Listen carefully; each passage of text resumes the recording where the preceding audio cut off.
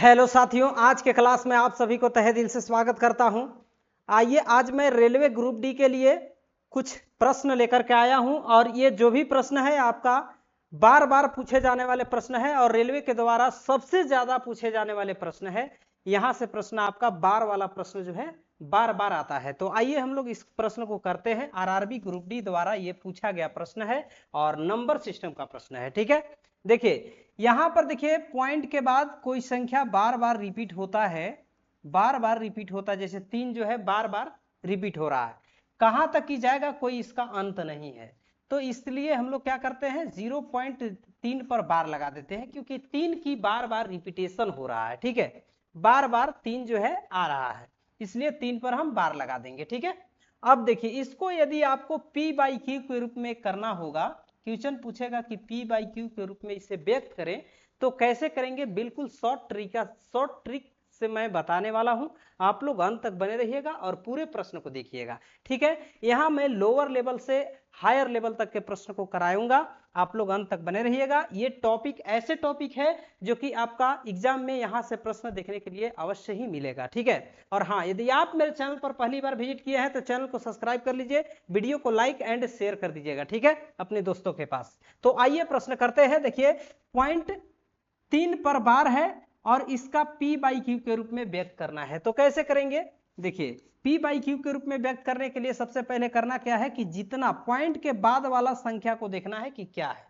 तो बार आपका 3 पर है। ठीक है, तो यहां पर जितने अंकों पर बार रहेगा उतना 9 नीचे लिखना है हमेशा।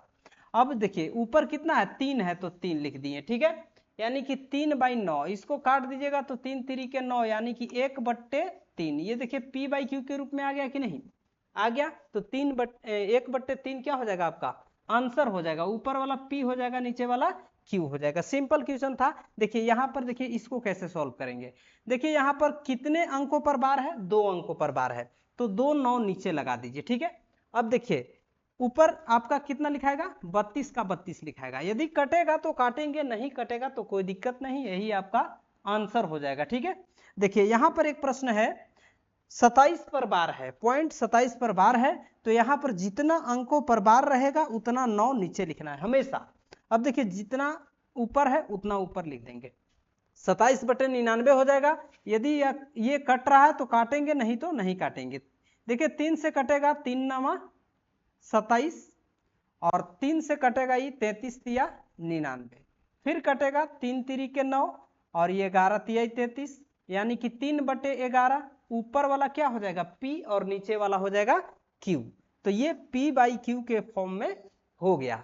इसी तरह से मान लीजिए इसको सॉल्व करना होगा। ये तो बहुत सिंपल क्वेश्चन था। देखिए यहां पर 1 अंक पर बार है, तो जितना अंक पर बार रहेगा उतना 9 नीचे लिखना है। जितना पर नहीं रहेगा, जैसे 3 पर नहीं है तो 1 अंक पर नहीं है तो 1 0 लगा देना है। ठीक है, अब देखिए ऊपर कितना लिखेंगे हम 32 लिखेंगे। ठीक है, पूरा लिख देंगे 32, और जितना पर बार नहीं है उसको माइनस कर लेना है। ठीक है, अब देखिए 32 से 3 को माइनस कीजिएगा तो आपका कितना बचेगा 29 बचेगा, यानी कि 29/90 क्या हो जाएगा आपका P/Q के फॉर्म में हो जाएगा, यही आंसर होगा। ठीक है, इस तरह से सॉल्व करना है। इसके बाद इसको देखिए पॉइंट के बाद कितने अंक है 1 2 3 अंक है, लेकिन हमको देखना है कि कितना पर बार है। तो बार 2 अंक पर है तो 2 9 नीचे लगा देंगे। देखिए 3 पर बार नहीं है, मतलब 1 अंक पर बार नहीं है तो 1 0 ले लेना है। ठीक है, अब देखिए पूरा कितना है ऊपर 3 2 7 है, मतलब 327 है। जिस पर बार नहीं रहेगा उसको हमेशा माइनस कर देना है, माइनस कर देंगे। अब देखिए 327 से 3 को माइनस करेंगे तो कितना बचेगा 324 बचेगा। ठीक है, और बट्टा में आपका 990 क्या हो जाएगा आंसर हो जाएगा, यानी कि 324/990 आपका फाइनली आंसर होगा। ठीक है, चलिए यहां पर देखिए, यहां पर हम लोग पॉइंट 234 है, यानी कि 34 पर बार है, 2 अंक पर बार है तो 2 9 नीचे लिखना है। अब देखिए जितना पर बार नहीं है उतना 0, जितना अंक पर बार नहीं है, 1 अंक पर बार नहीं है यानी कि 2 पर बार नहीं है तो 1 0 लगा देंगे। अब देखिए ऊपर लिखेंगे 234, जिस पर बार नहीं है उसको हटा देना है, यानी कि माइनस कर देना है। ठीक है, अब माइनस कीजिएगा, आपका क्या आएगा यहाँ पर 234 में से 2 जाएगा तो यानी कि 232 आएगा और बट्टे में 990 आएगा, यही आपका फाइनल आंसर हो जाएगा। ठीक है, तो इस तरह से आपको बनाना था। तो चलिए हम लोग देखते हैं नेक्स्ट प्रश्न।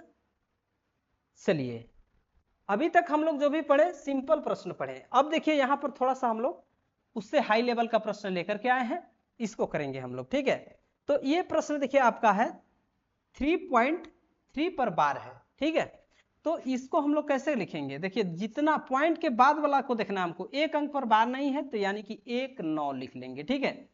अब पॉइंट के बाद जितना अंक पर बार नहीं रहता है उसको ऊपर उसके बदले 0 लिखते हैं, लेकिन पॉइंट के बाद तो हमारा कोई अंक नहीं बचा, केवल 3 बचा है, तो 3 तो आपका पॉइंट से पहले है तो इसलिए 0 नहीं लगाना है, ऊपर में लिख देंगे 33, ठीक है।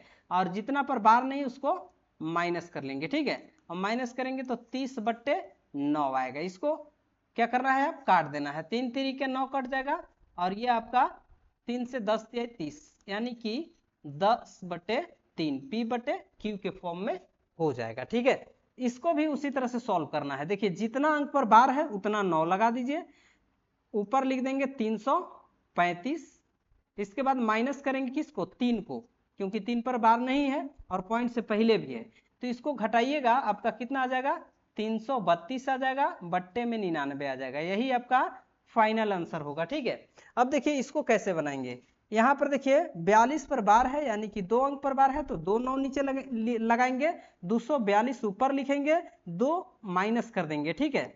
अब इसको क्या करेंगे, माइनस करेंगे तो 240 बचेगा ऊपर में, और नीचे में 99 बचेगा, P/Q के फॉर्म में हमारा आंसर हो गया। इस तरह से इसको सॉल्व करना था। देखिए ये प्रश्न है आपका, इसको कैसे सॉल्व करेंगे, देखिए यहाँ पर 2 पॉइंट के बाद जो अंक है उसमें देखेंगे हम कि कितने अंक पर बार है, तो बार 1 अंक पर है, यानी कि 1 9 नीचे लिख लेना है, ठीक है।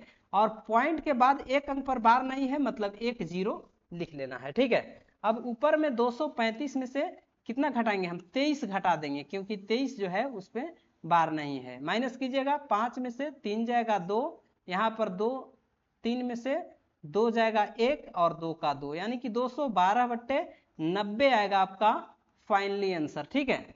अब देखिए इसको कैसे सॉल्व करेंगे, यहां पर देखिए 5 2 6 7, 1 अंक पर बार है तो 1 9 लिख देंगे, पॉइंट के बाद 2 अंक देखिए यहाँ पर 26 है, 26 पर बार नहीं है, यानी कि 2 अंक है तो 2 0 लगा देंगे।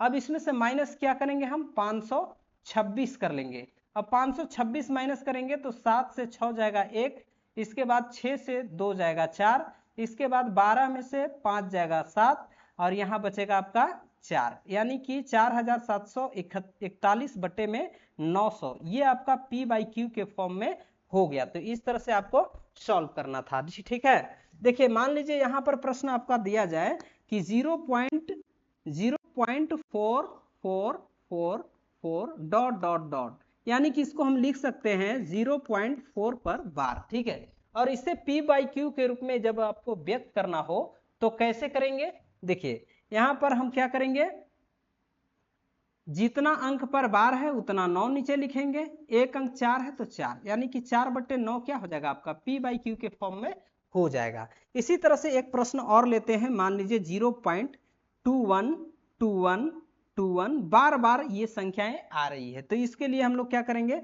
0.21 पर बार के रूप में लिख सकते हैं। इसे P/Q के रूप में लिखना है तो कैसे लिखेंगे, 2 अंक पर बार है तो 2 9 नीचे लिख लेंगे, और ऊपर कितना लिख लेंगे 21, यानी कि 21/99 आपका आंसर होगा P/Q के फॉर्म में, ठीक है। तो इस तरह से आपको बनाना था प्रश्न।